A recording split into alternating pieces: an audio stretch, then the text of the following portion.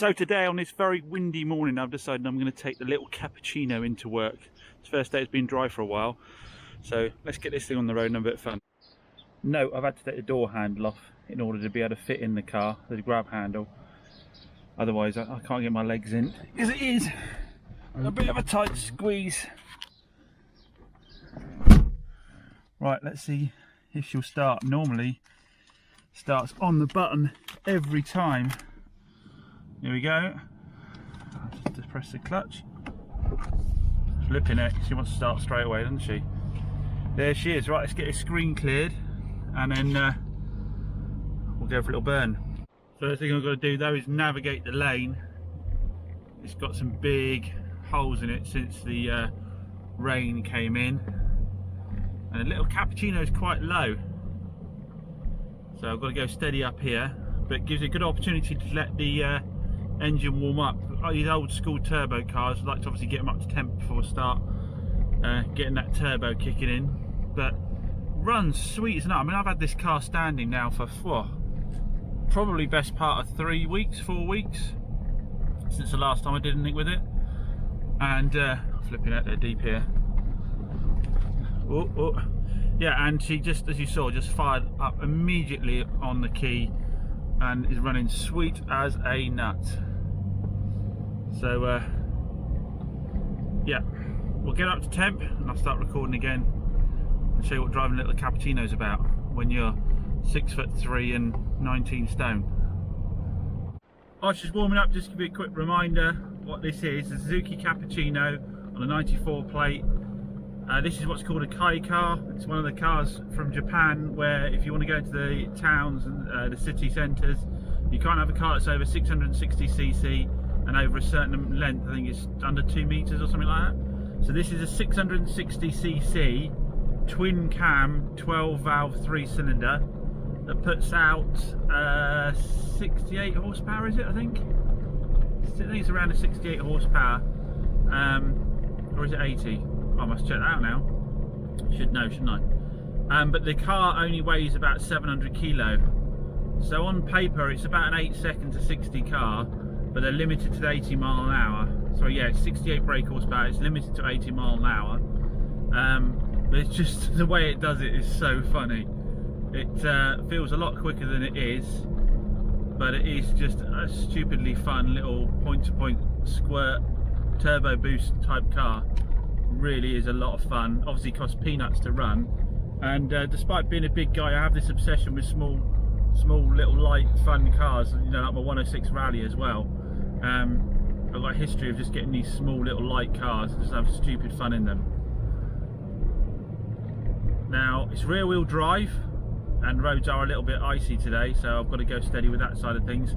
We're coming up to a respectable temperature, so we should be able to show you the little turbo boost in a second. We've got a little green turbo light down the dash that comes on when a turbo kicks in, which just gives you a bit of that sort of 90s hot hatch feel again, 80s, 90s hot hatch.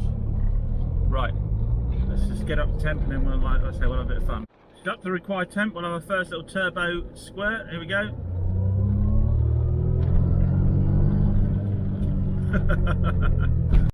We see the road ahead again, so let's give it a quick skirt again. The little turbo light comes on. And it does pick up speed very quickly. It'll rev to 9,000 revs this. Not that I'd really want to take it that far. The turbo really gives it all of its torque by about 5,000, but it will rev to 9,000 revs. You can see down here on the speedo. I think the word banzai is very appropriate for this little car. It is just crazy. I mean, these hedges are so much taller than me in these back lanes here. You are inches off the ground, and you've got this mad little, almost motorbike engine. Excuse me, up front you've got this like almost like mad little motorbike engine whirring away. You've got that rear wheel drive. I've had a lot of Mazda MX-5s. This is more banzai than a Mazda MX-5. Mazda MX-5 is a bit easier to fling around tail end wise, but then again, I haven't had this in the summer. To be fair to it, I've only had it in the winter really, driving it about, and I don't think it's got the best tyres on it. So Right, I'll find a bit better road and we'll have a little play again.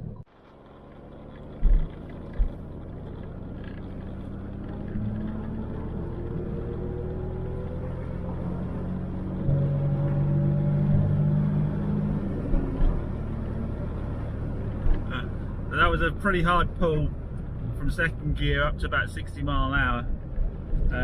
It does make you laugh. I must drive it in the most inappropriate place ever. These are designed for squirting between traffic lights in town centres, and here I am in the Devon countryside driving it, but it is just brilliant fun. Only problem with mine is the second gear synchro isn't great. You've got to go for first slightly before you get into second, but they are renowned for that. I have got a gearbox to put in at some point, but I haven't got round to it. Because I drive around it to be fine and it's not a problem. There you go. We're already up to 60 again there. It does feel very, very nippy, this. It is a lot of fun. Anyway, camera down now, let's get to work. We've got stuff to be cracking on there. So catch you in a sec. What's the best thing, final word on this, about a car like this, you don't have to be going quick to have a lot of fun. You really don't. You can stay well within the speed limits and just have loads of fun pointing and squirting between each corner. It does make the drive to work a bit of fun. This is why I do what I do with cars, why I gave up the corporate thing. The fact that I just hop in whatever I like in the morning and go into work in it and buy whatever I like. If I think there's a bit of money to be made in it, and flipping it, I can buy what I like, I can run it for a bit myself, have some fun in it and still make some money. It certainly doesn't feel like work. You can see here how much smaller it is than a 911. That's the front end of Stu's 911. So they're level, but look how much shorter we are. And we're lower. And the 911s are a low car already. Tiny little pocket rocket, so she's got me into work absolutely fine. Heat stayed dead in the centre, pulled like a train, and you hear she runs like a little sewing machine, just ticking along. Great fun little car, stupid fun. Right, time to get on with some work. Just can talk myself back in it again. Oh. Another comparison, just parked here next to the Yaris, and that's where the door handle is on the Yaris. So get on out.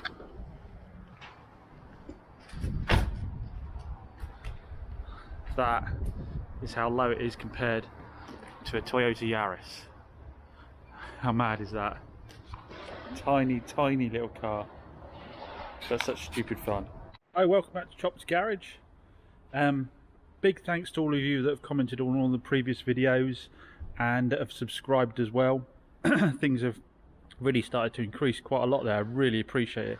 If you could hit that subscribe button for me now and make a massive difference. I'm only about 50, I think, off of the 1,000 subscriber point, and that's a milestone I'd love to hit.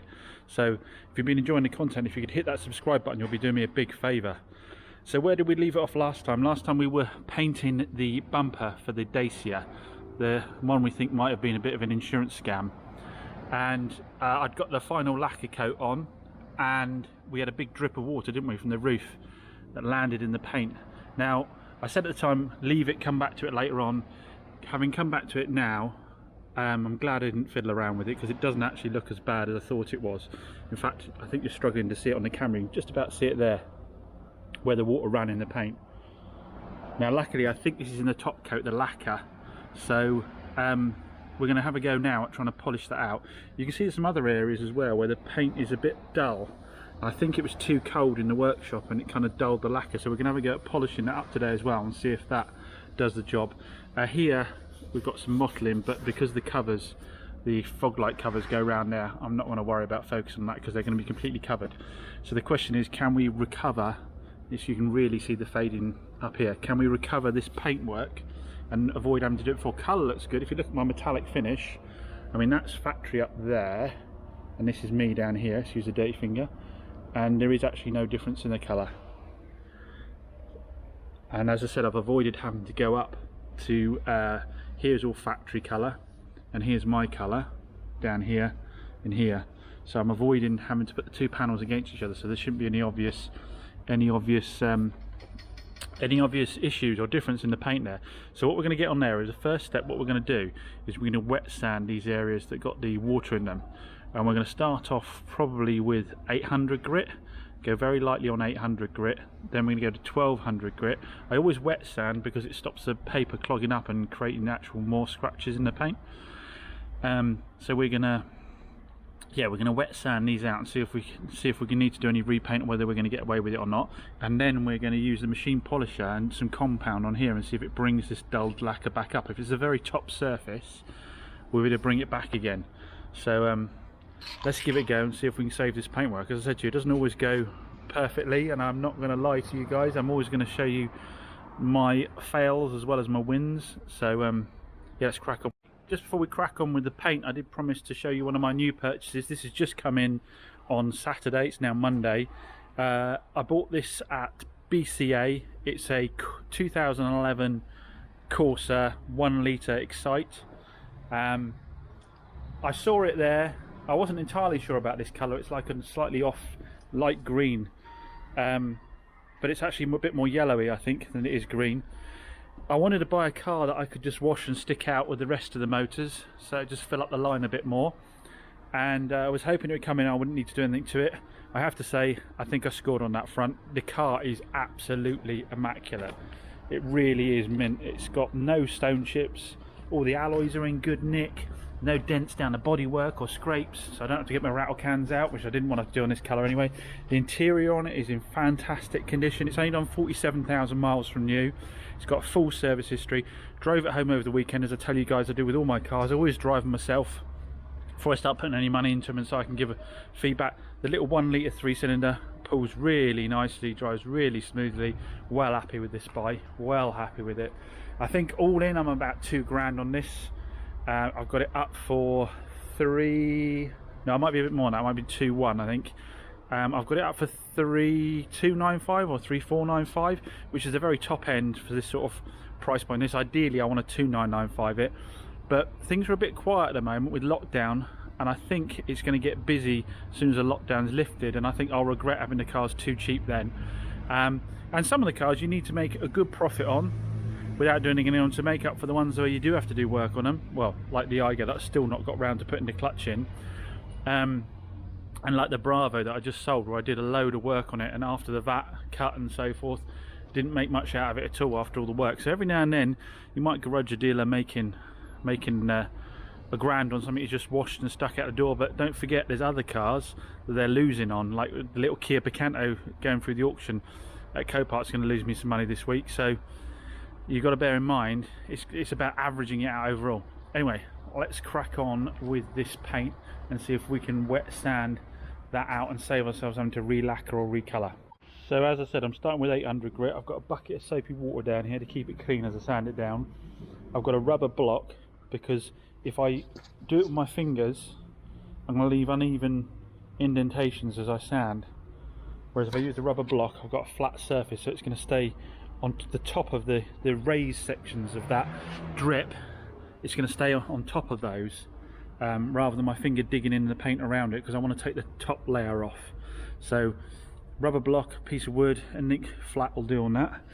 Just make sure I get it nice and soapy, and then I'm going to just gently with the 800 try and take the very top layer off. I'm going to be pretty cautious with the 800. I'm probably going to drop to 1200 pretty quickly, just to avoid going through my lacquer and having to repaint the whole thing, of course.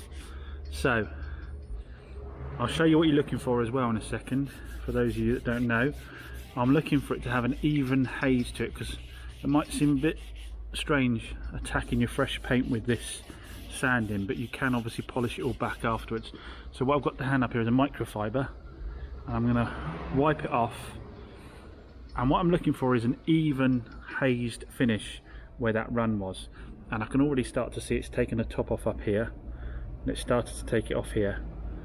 I'm thinking maybe 1 or 2 more passes with the 800, and then we're going to go to 1200. It is going to be a bit difficult for you to see, I think, because it is not the most obvious damage, which obviously is what we're looking for. Again, it doesn't have to be perfect on this car. We're not doing a show car, but we want to do it as well as we can. Right, I'm going to stop there with the 800. I think I can still see the damage in the paint, but there's no raised areas. We're going to wait for that to haze off a second. I'll show you what I mean. Right, so it's kind of dried and hazed off now. You can see I haven't got completely even haze, because on the outline of where the water hit the paint, I've got some little areas there. I forgot I've got a bit down here to get as well, haven't I?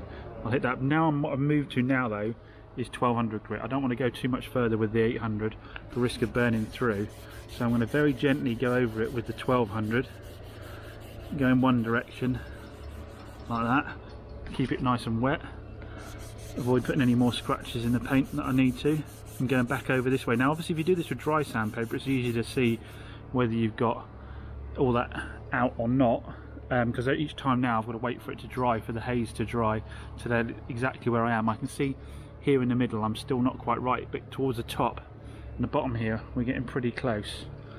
So let's give it a little bit more of a pass. I mean, the worst case scenario is you've got to repaint it again, and things like this are very good learning curves, and basically I've taught myself all of this by watching other people's YouTube channels, but more than anything by making mistakes, and that's how I've learned how to rectify them. I've always found it's the quickest way to learn. Right, let me let that haze off a bit and show you again in a second. Right, you can see much more clearly now where we're getting very close to getting rid of it altogether. Now we're obviously going to decide how far we go. You know, there is a balance between leaving a little mark in there and not having to repaint it or getting it out altogether. But you can see clearly now when I talk about the hazing, you see these light spots here. Hopefully you can see those on camera. That's where we aren't completely level. They're lower areas of paint. That's where the drip has gone into the paint and sunk a little bit lower. Down here you can see another example on one of the drips there, and what we're looking for is this even haze all the way across. So it could be that we might be safer stopping here, but for the purposes of demonstration I'm going to carry on. I think probably if this was your paint job at home, polish that up and live with it, kind of thing. Now you will find as you're sanding, we've got 1200 on again, one of the key indicators that you've got to the point you need to is when the sandpaper doesn't really grab on the paint at all anymore. If you're doing it very lightly, you'll feel there's a point where it gets very smooth and sort of skates across the paint. If you do it gently, you'll be able to feel that point where it's not really grabbing anymore because the paint's completely leveled itself out. You need to just stop off and do what I'm doing here, which is wipe it off and see how far you've gone. I think I'm possibly going to leave it here now for fear of going through into the colour. I think I've got the most of the run out. We'll wait for it to dry off and we'll have a little quick look. Right, now that it's dried off, you can see that we can't see the run anymore. All we can see is some very low spots here, and I'm pretty confident that we've actually not gone through to the colour. We're going to leave these little bits here. They're not really, I mean, wet sanding a car is what they do for professional show cars, where they get all the orange peel out of the car. This is already going to be smoother than a lot of the other paint. It should have a certain level of orange peel to it. This isn't the type of car you wet sand to perfection. We're going to have, at worst, a couple of little minor imperfections here that you'd have to get right up close to the bumper and have a look at. So I think, to be fair, we've saved it. Now what we need to do is see if we can save these mottled areas where I think it got a little bit too cold in the room on the last cover of lacquer. So we're going to see if we can polish those out. But we're also going to now polish this area up, so I can show you how to bring that back. Now you've scratched it all up, see how we can bring it back. So what I've got here is some 2000 grit sandpaper, which I'm just going to use just before I go to the compounding stage. Now you could compound at this stage from 1200, you don't have to do 2000, but obviously the more grades of finer sandpaper you do, the better. I'm just doing it by hand now because it isn't going to cut in too deeply. I'm just going to very lightly go over the top. Again, keeping the sandpaper nice and wet. You've got to be very careful when you're doing this to stay away from areas like here, the edge. This is where you're most likely to burn through because your pressure is going to go on the very edge of the line, and that's where you're most likely to burn through the paint if you're not careful. So try and stay well away from the edges. One trick I do if I'm worried is I put a piece of masking tape over the edge, the very edge of it, so I can sand with confidence without hitting that edge, and then just peel the sandpaper off afterwards. So we're just going to very lightly, like I say, go over this with the 2000, make sure we go in a couple of opposite directions Don't keep going just in one direction, so I'll go up in this direction. And again, I can feel the sandpaper grabbing when I start to sand, but as I get the surface smoother, I feel the sandpaper stop grabbing and start to slide across, and that's an indicator to me that I've probably gone as far as I need to go. So we'll give it another wipe off with a microfiber, and the next stage we're going to use is compound. And what I've got here is some fast cut 3M. This is the stuff the professionals use, and it is really effective, but you know, you can get compound at Halfords and so forth that will do the job just as well. I'm going to do it by hand just to show you that I do have a machine polisher, but not all of you are going to have that at home, so I'll just do this section by hand and just show you how to now cut it back. So this is equivalent of like 3000 grit, I think, this one. So again, it's just a smoother finish. It's going to give a better reflective surface the more grades we go through. So again, we've got a nice even haze from that 2000. You can see this, the sanding marks aren't anywhere near as obvious now with that 2000. So now we're going to put the 3000 compound on. So I've got a dollop of the compound on the fresh microfiber here, and I'm just wiping that over the entire area. Now the thing with this is you could still burn through the paint at this point. You're not quite sure how much lacquer you've got, so you can't go crazy with it. So what I'll do now is support the bumper a little bit and push a little bit harder, so it's going to be a medium pressure overlapping all the way around. I'll crack on and do that, and we'll see how we get on.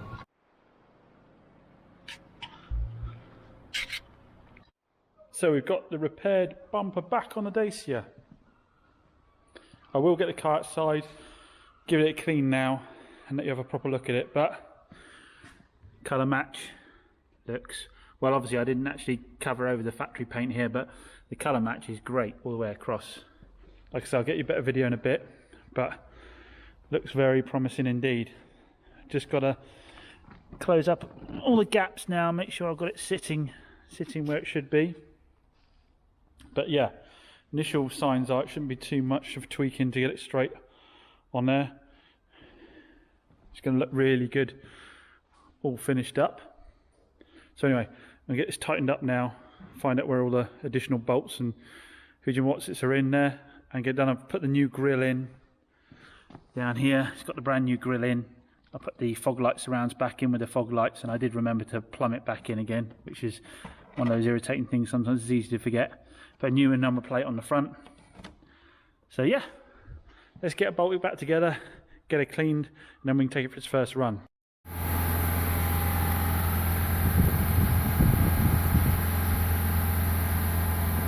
I had to move to my phone because the battery's run out, but you can see here we've got all down the front of the Dacia engine. So we need to have a look at the top and see where it's coming from.